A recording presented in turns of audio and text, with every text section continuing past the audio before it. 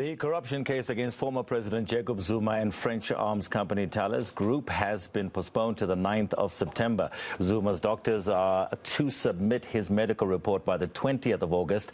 The state also wants to appoint a medical practitioner to examine and assess Zuma's condition. Zuma is still in hospital after being admitted last week. Joining me now is legal expert Michael Osborne.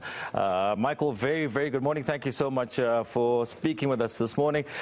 So I suppose we could look at this from one angle, that the arms deal case has now been postponed once more. What's your overall take of this order that was handed down today? Well, it's much as one might expect. Any accused is entitled to indicate their inability to participate in proceedings owing to ill health.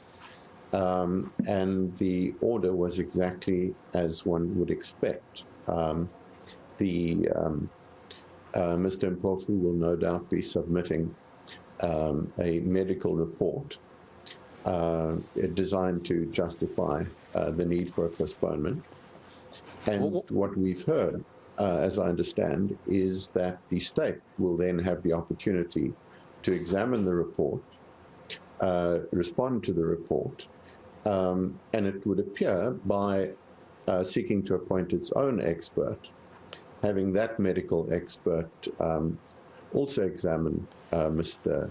Zuma, and for representations thereafter to be made to the court. Now Michael, you say that, you know, obviously these Mr. Zuma's rights and so forth, that's 100% correct, and it's normal. This type of application is a normal application. But tell me now, the fact that the state, to a certain extent, reserved the right to have their own medical practitioner, you know, assess Mr. Zuma, is that normal? Is that what they would normally have done in other cases? No, I think that's somewhat unusual. In the ordinary course, one would expect a court to take the word of the medical expert appointed by the accused.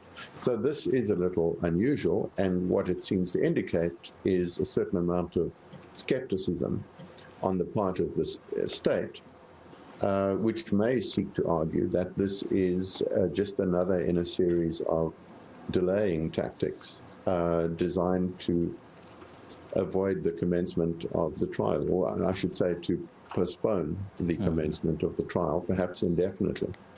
So, Michael, come 9th of September, what would happen if there's a disagreement between the state and Mr. Zuma's lawyers in terms of this medical report? What happens then if there's a stalemate?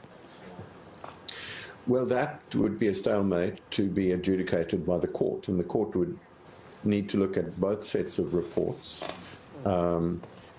potentially allow the experts to be cross-examined, and the court would then be called upon to decide whether postponement is justified, given all of the evidence before it.